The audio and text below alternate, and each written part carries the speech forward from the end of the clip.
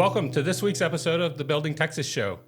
I'm excited to welcome back Sonia Aguillon from GVTC Foundation. We talked to her last year on the radio, and I learned so much, and Summer did as well when Summer was here with us. Yeah. So I'm excited to introduce those that don't live in a co-op territory, a cooperative territory. We're going to talk a lot about what is a cooperative, and then within the cooperative space, the foundations that come along, like the GVTC Foundation, the way they give back, their matching programs that come alongside, and really the impact of giving that they make in such a large region of Texas. Now, I'm also a huge fan of GVTC as a technology company, and what they've done over a long history in Texas has really created the ability for us to have internet into the homes, fiber into the hill country, and across central Texas, and much more if you really dig into it.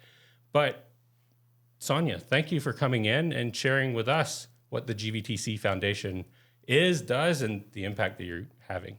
Thank you, Justin. Thank you for having us. We're excited to share all about GVTC and the GVTC Foundation. So if you're not from Central Texas, you're going to hear us say GVTC, and we're saying Guadalupe Valley Telephone Cooperative. Correct. Is that correct? That is correct. And that's the origination of GVTC as really running 911 services out to rural America. And that's the telecommunication co-op story across the country. That's right. As I know it. Yes.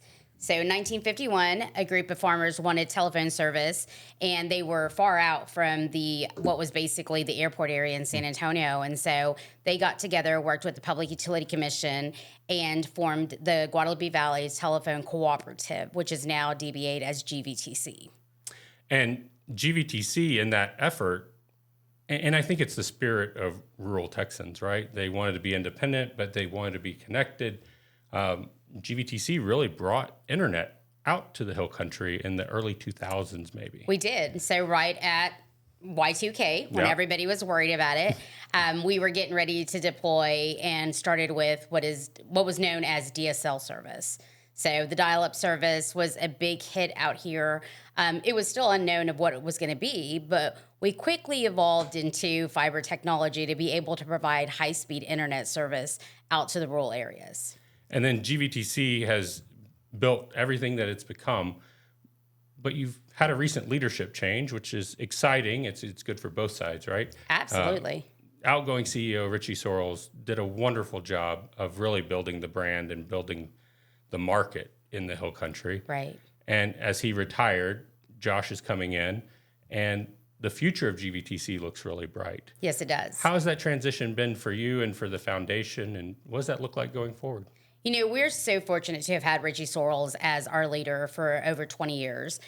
He really did bring GVTC to where it is today, and we thank him for all of his services and his dedication to GVTC. But in addition to that, his leadership, there were so many of us that saw him as a mentor. Mm-hmm. And if you worked with GVTC, you knew what kind of leader he was. And he was very outgoing, very personable, but also very helpful in helping you develop as an individual. And so Josh worked as a vice president under Richie for many years. Yeah. And so we are really excited to see where Josh is going to put in his new position. Josh Petit will be leading GVTC in a new direction. And so we're excited to see what that means and what that brings. And we look forward to the future with Josh as our CEO. And officially within the GVTC Foundation, you're the president of the foundation. I am. So in our role, we're a working board. So as president, it also serves as an executive director. So leading the nonprofit sector and then making sure that we roll out all of our actions as we speak to. And the GVTC Foundation is a foundation model that I see across co-ops. And I want to take the time to talk to the people that live in a big city. Maybe you're from Houston and recently moved to other parts of Texas. And you have a different opinion of the utilities, right? Because they're investor-owned utilities. That's right. And so they're really there to make a dollar in all those ways. But when you get out into the co-op land, and this is true across America, the cooperatives are really involved with the USDA. They're involved with federal programs that focus on rural access, whether Correct. That's telephone, telecommunications. Right now, federal broadband access is a huge conversation, and there's a lot of people at all levels, local, state, federal, trying to push for access. Right. And I give the disclaimer here to say a utility running a foundation, well, if you're not from co-op land, that might be a little unnerving. But if you don't know your cooperative, go get to know them. In this instance, GVTC has done a wonderful job building out a foundation that gives back to 9 counties? 11 counties. 11 counties Right. across central Texas, and in such a big and impactful way. So as you move here and we're starting to see more choice on internet providers, always think about, where does that dollar go? How does it get back into the community? Who's sponsoring the sports teams, the nonprofits, and building the future in your town. And I have a heart for co-ops do that really well. Yeah. So we the do. GVTC Foundation, how old is it? So we were founded in 2006. Okay. We have always supported our community as GVTC. And then when Richie came on board as CEO, he had a heart of gold. And so he wanted to always make sure that our company was connected with our community. And that was the vision and creation of the GVTC Foundation. So 2006 was when we became a legal 501c3 funding nonprofit. And your board is GVTC employees? It is. So we are a working board, a little different than other nonprofits. Yep. What we do is we are employees of GVTC. My main role at GVTC is manager of public relations, and the other directors serve in different capacities at GVTC. But we also dedicate our time and volunteer our time to serve on the philanthropy side. And so as board members, we're all volunteers and all employees of GVTC. And that allows some really efficient use of the funding. It does. And y'all measure that. I think every nonprofit measures the impact of the dollar, but you're north of 96 cents on the dollar back to the mission. We are. And part of that is because, the main factor of that is because GVTC allows us, one, there's no overhead. And then GVTC allows us to work both roles, our main corporate role and then our philanthropy role at the same time. So as long as we can maintain our business with the corporate side, we're allowed to do the philanthropy side as well. That's the start of the giving culture at GVTC. Right. But then we get into the matching. And I think that contributes to that 96 cents too, because it's efficient. It does. And efficient fundraising can go further. And so your matching programs, I hear it as like the Roundup program. But tell me more, like, where does that start in your employee base and then your customers and then your members? And we'll talk about that. Sure. So 87% of GVTC employees truly believe in what we do in the community. And so they contribute through payroll deduction. Okay. Our cooperative is run by directors that are elected by our membership. 100% of our directors participate as well. And so with both of those funding groups, GVTC matches it at 150%. That's incredible. It is. It's almost unheard of in a lot of industries. And so we're very fortunate of GVTC's support in that aspect. But additionally, in 2017, we decided to run a Roundup for Change program where the customers can round their bill up to the next dollar. The most they would give is $11.88, but those pennies have truly become very beneficial to our program and what we do. Since our inception in 2017, we have collected over $50,000 from the Roundup for Change program. And how would a customer or a member participate in the Roundup for Change program? All they have to do is simply go on their account and select Roundup for Change, or they can call our office and we can set it up for them. Anyone in customer service or the sales team can help them with that aspect of it.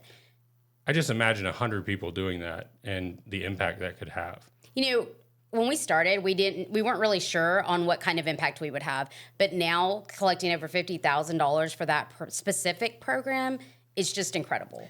How many of your members or customers participate in that? So right now we have about 12% of our customer base, and we're hoping that increases over a period of time so that we can obviously collect more money. But all of those funds that are contributed are then matched by GVTC, and then they all make an impact out in the community. So your Roundup is matched as well? It is. It is. And we have 12% of them Correct. coming in. What a growth opportunity for the impact in the community. Yes. Yes. And you don't really understand the impact that it makes until you see it happening. Yeah. When you work with our nonprofit partners and you see people coming in to ask for food, we've seen inflation over the last couple of years. Families who were living paycheck to paycheck no longer can afford things. And so just the simple pennies of you giving back may provide a meal for a family, may provide utility assistance where they may not have had lights last week, that type of thing. So every penny truly counts to make an impact in our community. And from a sponsor of ours, Das Greenhouse, I want to make sure we say thank you to the GVTC Foundation, because you've played a key role in us opening up an educational resource center for entrepreneurs and people looking for startup support. And really that's small business support in so many ways. And we've seen that impact over the last year in tremendous ways we never expected. But the GVTC Foundation really made that possible. So yeah, thank you. Well, we're proud to be able to support programs like DOS Greenhouse. We have so many opportunities that are out there, and I know when people think of nonprofits, they also think of those that are struggling financially or needing some kind of assistance, and that's not what foundations are truly focused on. Yeah. There's so many that do that aspect of the work, but then there's those that are helping growth, helping education. There's so many different needs that our foundation supports, and so we want to make sure that we cover those aspects as well. And across 11 counties, that distribution would be a question, right? We hear this a lot. Well, if I give from here, is it going over there? Is it going over here? How do you think about that?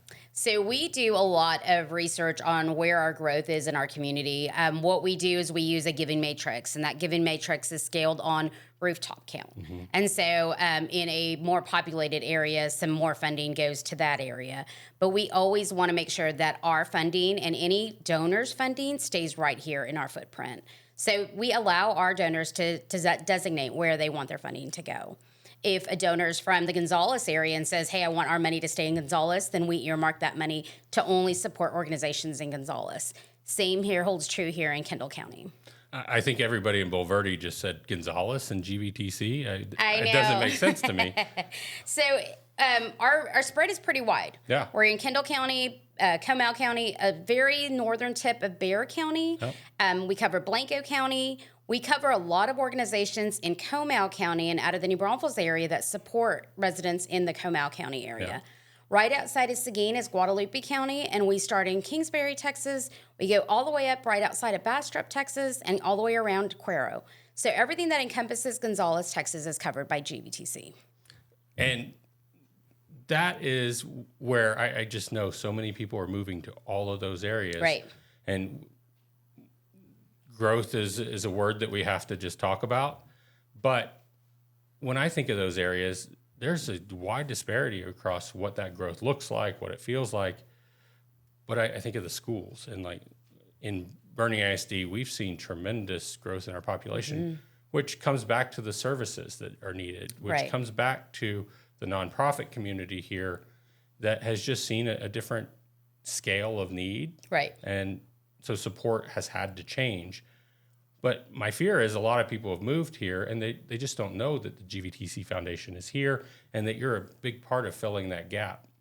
And if they did, I think we would see that 12% go to 80%, because that is the giving nature. Kendall County celebrates being the most giving county in Texas. But to hear 12% on the GVTC Foundation says, maybe we need to get it out there a little bit. Right, and that is our focus for our upcoming year as well. But there are so many opportunities and focuses that we focus on. Yeah. Our program goals are health and human service, which captures your food banks, your senior centers. There's so much that falls under health and human service. Education is our second priority. And so enhancing the growth of the youth mm-hmm. and the opportunities that youth have in today's school programs is so important. So important. Kendall County or Bernie ISD rolled out the program for basically an early college program. Yeah. Our other partners over in Comal ISD have had that program for many years, and it is truly a blessing to many families. You're talking about shaving off 2 years 60 hours of college credit. Yeah. For a family, that's incredible. Especially a family that may not be able to afford it. They looked at it, never thought that possible. Right. And then all of a sudden eighth grade counselors are saying, oh, no, there's this PTAC program. Right. You can come out as a certified nurse. You can come out as a CompTIA certified IT professional. And you need those professionals in your workforce, too. So it's like a dual good here. Career and technical programs are so important. AC and plumbing is a primary example, but there's so many more. In South Texas, when our AC goes out, we are struggling to get that thing back up and running quickly. So without those careers, we would really be in a bind. Well, fiber splicing is a huge opportunity, getting into fiber techs, servicing all the technology that's going into these homes. Mm-hmm. That's an opportunity. But then I love that you called out air conditioner repair, electricians, all of the trades. Yes. What a great career, especially when you're out in a rural community. There's not a lot of electricians. So when you need something done, there's a wait time, and then it's, well, who else can I call? And you run that list pretty quick. So an encouragement to all of our Hill Country kids to think about the trades, because you can have a very nice career or build a very nice business around that skill set. Right. And many people don't know, but we employ those technicians as well. And so every time we say technician at GVTC, we always think of the installation and repair guys, who we're very grateful for. But we also employ HVAC technicians to help us with our multiple units and all of our service stations, those type of things. So. Yeah, it really is interesting when you get out into the co-op space, what comes of it. But the giving is a big part of it. Mm-hmm. Seeing organizations like the co-op and then this GVTC coming in and playing a leader role. I know your executive team also serves many roles in leadership around the nonprofit community, or the civics community, let's call it. Mm-hmm. And that's great to see. We need that. While we're on the topic of CTE, or work balance in high school internships, are a conversation we're having. Right. The downside of all this wonderful growth in the school system is now I got a list of 45 students looking for an engineering internship.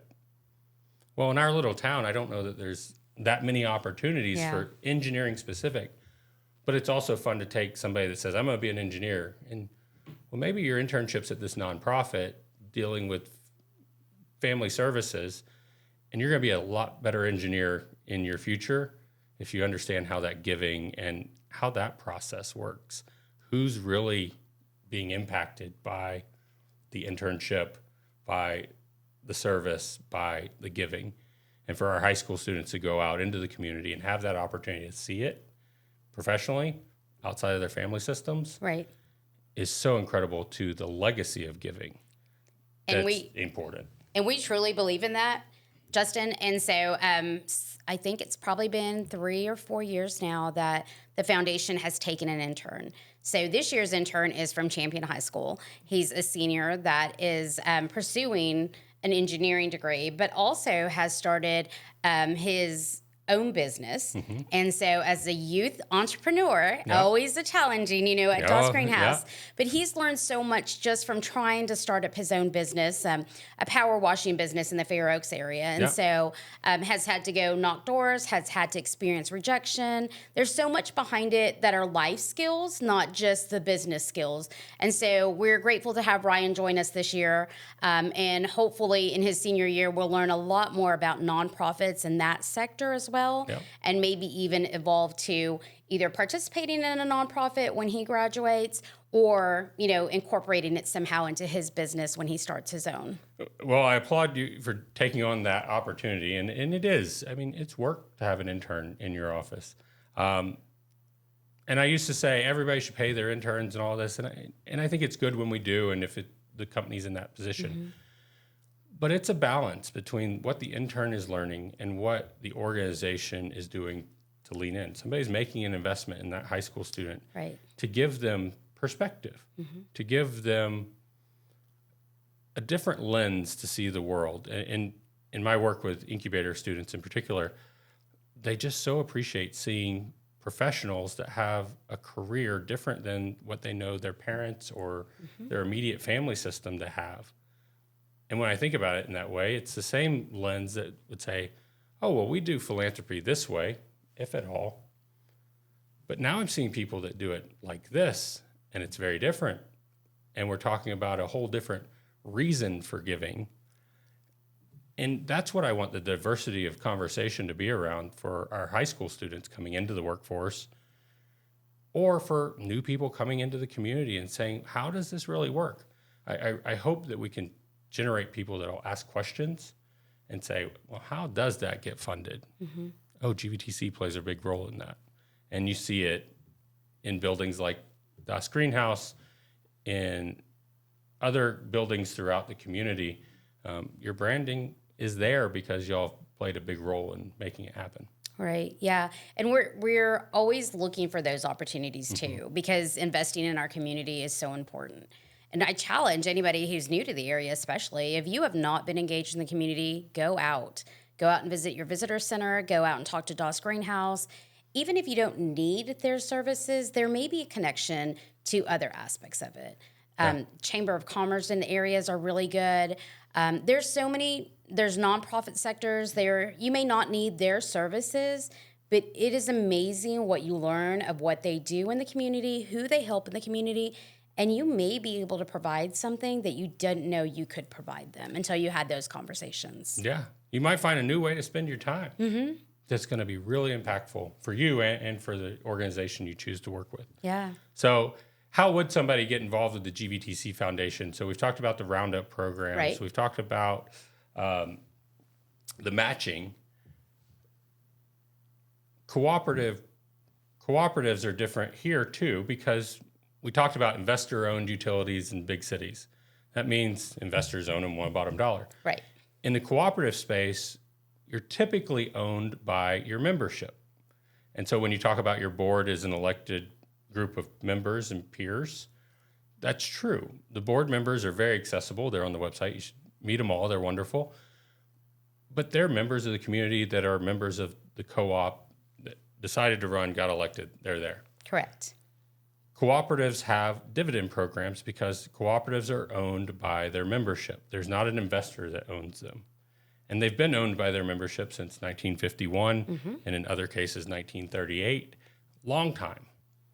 So they've been building this company. We've been building these companies, right, cooperatives, for generations. Yes. But the new people here don't know that they own their utilities. They don't know that they have a big voice. Public relations at a co-op's fun. You know a lot of members, and you know the ones that call often. You know the ones that need a little extra support. You know what their gate looks like and that it hangs a little bit off to the left, and the guys in the field are great because they've seen it all. Your texts that go into homes. That's a big job, and it's a little bit unnerving, too, to walk into somebody's home all the time. Right. So I have to applaud co-op employees, co-op members you own. You're in charge. Have your voice. But that also means there's cooperative dividend programs. Right. So every year as a GVTC member, I get a dividend check. What does that look like? And how does that impact the foundation? So you are totally right, but I want to hit back on one of the things about appreciate your employee base. You know, when businesses closed for COVID, GVTC's staff and technicians, they didn't have that same opportunity. Our office staff got to go home, and thankfully they've been home for long periods of time. But our technicians were still in the rut of it all, in customer homes, where we weren't sure what COVID was when it first hit. And the technicians were out there. They connected people every day, and they never gave up. When the winter storms came through, these technicians worked day and night in the heat, in the cold, in the rain. And we do it because we are very passionate about our customers, and we want to make sure that our customers have the services they need before we roll home. So, shout very out much to a those first technicians. responder. Yeah, pretty much. I mean, if you don't know your lineman crews, your technician crews on telcos, they are first responders. And Winter Storm Uri was a great example. Y'all didn't sleep for 10, 12 days because the impact on the front end, you were already gearing up. We didn't know what to expect, but we were gearing up, and then it runs, and then the trickle afterwards too. and y'all can't go until the last person's resolved. Right. And during the winter storm, we had to call in for help. Yeah. And so we have some neighboring partnerships with other telcos, and they were able to come down and help us so that we could get our customers up and running. But I love that you said that we're like first responders, because with our needs and how society is today, that is so true. The second your service doesn't work, it is a priority, and it is a priority for us as well. Sometimes it takes a little bit of time, and there's those policies and guidelines that we have to follow as well, but we will stay on it until we get it fixed. You're fully committed, and that's the co-op spirit. Yes. I'll tell a funny story because my background is with an electric co-op that also has an internet service, and it always amazed me that people would call in because their internet wasn't working, but it turns out they had lost power. Mm-hmm. So in today's day and age, that's what they're going to notice first. They're going to notice that the internet went out before the power went out. Right. Never made sense to me. Well, But the lights we're are so usually back dependent. on. Yeah. We're so dependent on it. So when the lights are out, they're calling because the internet doesn't work. And it just says that that's how dependent we are on the telco side, the connectivity side. And you're right, COVID, in the last 5 years, being in the services or technician field that goes and interacts with homes, it's been a whole different journey because both sides of that interaction have been nervous, Right. and have had unknown. And it's a whole new level of building trust early, wearing the the protective gear, and just realizing we're all people. Right.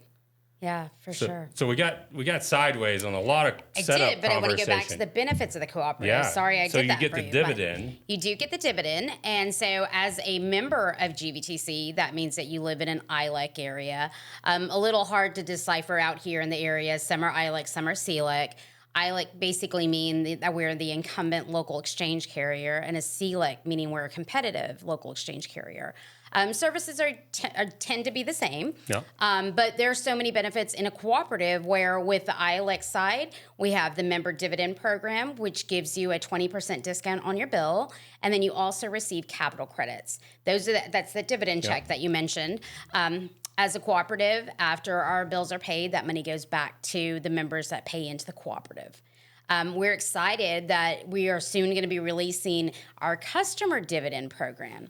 And so that means that basically everybody who is a customer of GVTC will be able to receive a discount on their reoccurring discount on their bill, and receive additional benefits as having service with a cooperative. So the obvious question for the GVTC Foundation is, can I divert my dividend to the foundation? Of course you can. Capital credit checks can come to the foundation as well. And then again, any donation that is sent to the foundation is matched at 100%. So I think a dividend credit, let's just say it's $80 to $120 that I really forget about and don't expect every year. But I could feel really good if that $100 became $200 to my local community. Right. Right. So we do that. All capital credit checks, they do get paid out to your bill. But if you choose to have that capital credit check given to the foundation instead, then we can make that happen. There's some paperwork that has to happen where you relinquish that check to us. But we do that, and there is a process for it. All you have to do is call customer service and let them know, and then we will be given the paperwork. We have you sign off on it, and then that money does get matched by GVTC. So as we come into the giving time of the year, I would call it, the end of the year, where everybody's thinking about the holidays, they're thinking about just all the fun things that we do to wrap up a wild 2024. I know y'all have some big events coming up that are great ways for new GVTC members to come out and meet your community. Right. Where would they go? Where could they come and be a part of that? Well, Justin, we have our big Thanksgiving Give Back coming up. Yeah. And what that is I believe we're in our 12th year now.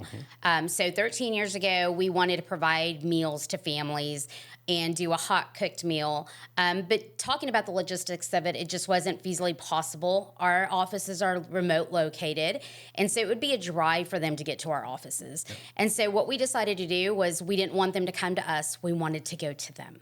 And so our program developed the Thanksgiving Give Back program.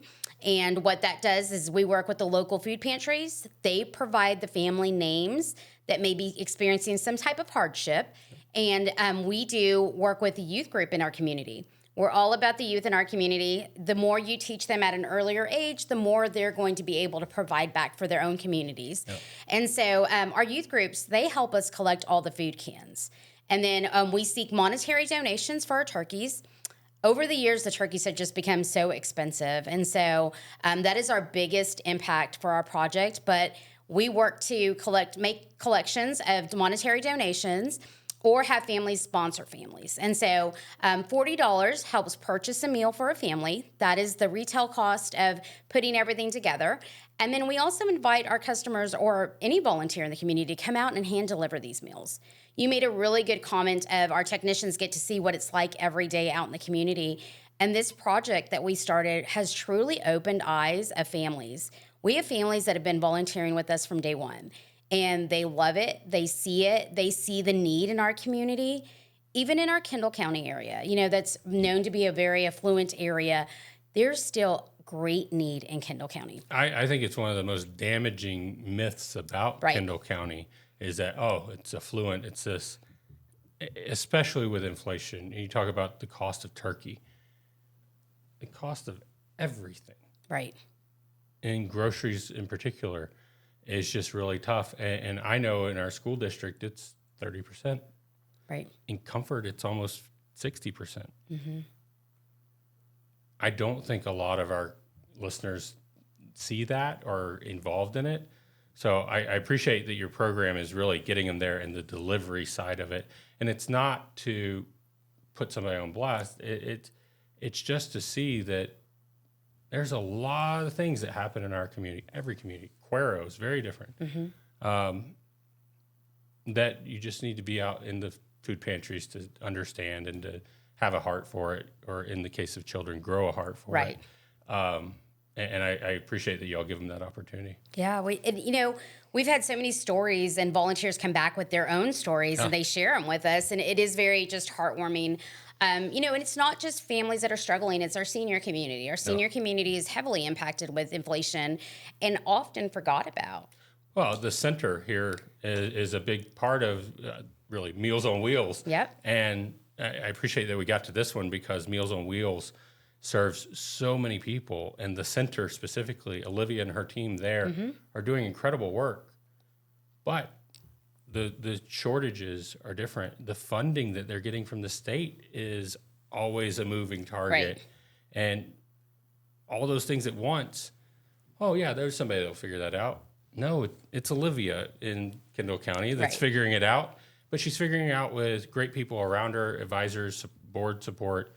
But then it's the GVTC Foundation and other support coming in to fill that financial gap to keep the seniors fed. And good redirection on the impact, because fixed income seniors is really a problem in the Hill Country, because the cost of living out here when they moved here was one thing. And now it's just, maybe their land's worth more money, but that's not cash in a bank account. And the cost of living here has changed. Right. And there's those challenges that they have where they may not be able to just get up and go get a second job, where someone who's more youthful or get up and make a meal. Right. I mean, or have talked to somebody. Mm-hmm. I mean, sometimes the biggest gratification is just a 15-minute conversation with someone new. And what a moment that can be, because everybody I've met has a really interesting story if you're willing to ask a couple of questions. And those are some of the experiences that our families that deliver get to experience. And when they bring their families with them, it's even a greater moment, right? So we invite all of our employees to bring their families, and then anybody in the community that wants to volunteer, they can bring anybody they want to volunteer with them. And if you've never seen this before, or never been a part of it before, when it happens to you, those where the pull strings of your heart are coming from, because you have a senior may open the door and want to talk because you are the only visitor they'll have. You have families who have never been in this position before and may have done really well and lost their job, or experiencing some kind of hardship where it's really hard. It's not easy for these people that have been able to provide for themselves to now need to ask for assistance. But I've also seen that same community they're the ones in there packing meals for other people too. Yeah. And they go, they get involved, and they get connected, and they get their new job because they were back there giving. That's right. And That's right. those are really fun to see. And I can see faces that I've heard and experienced those stories with. So it's impactful. Remind me again, it's Thanksgiving giving? It's the GVTC Foundation Thanksgiving Give Back. We do the collection of food from now through November the 10th. And At then all of your offices? all of our offices. If a family wants to just bring by food, that's probably the easiest way to participate, right? You go to your Not pantry. a casserole. No, not a casserole. You go to your pantry and you see a can of green beans and you're like, I don't want these. Yeah. Throw them in a bag and drop them off at GVTC. We'll put them in bags for families. And then the other way is monetary donations. Make that monetary donation so that you can provide or give The your time. roundup. Yeah. Or just call and sign up for the roundup. Sign up for the Give roundup. your time.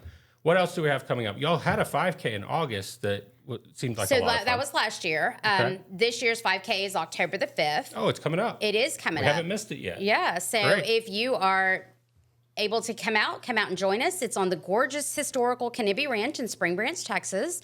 It is a run walk. And so you can sign up to participate. You go to gvtcfoundation.com or give us a call at 830-885-8450. And another way to come meet new neighbors. Yes, come meet your new neighbors. Or if you want to learn more about the foundation, stop by the Bernie office. Yeah. Bernie office is the closest one out here. Or if you're closer to Spring Branch, there's our headquarters and on FM 3159. Yep. And we are always happy to talk about our foundation. We're really proud about what we do, the volunteers that support us, and then the donors who contribute, whether it be through payroll deduction, end of year roundup. End of year, when you're getting ready to close out your books for the year, if you're looking for an organization to make a donation to, consider the GVTC Foundation. Plus those funds matched at 100%, you truly will make an impact. We have 148 partners that we support too. It's health and human service, education, youth programs and services, cultural programs, and volunteer emergency services. Sonia, I so appreciate everything you do. I see you in a lot of rooms all year representing the foundation and GVTC. So thank you for everything that you've enabled, that you make possible. And then thank you to the GVTC Foundation, GVTC membership for doing everything that they've done since 2006. And I'm just thrilled to see the impact report. Last year's impact report was really fun to look at and see the impact. And if we could get that 12% to even 20%, I would love what that. could change between a year. Yeah. And I think those people are here. I think that 8% represents people that are new and maybe just don't know about it. And if we can get them to pick up the phone, that would make a big difference. Well, I'll share my personal number because if there's somebody out there that wants to sign up, they can call me, they can text me. My name is Sonia. I serve as president of the GVTC Foundation.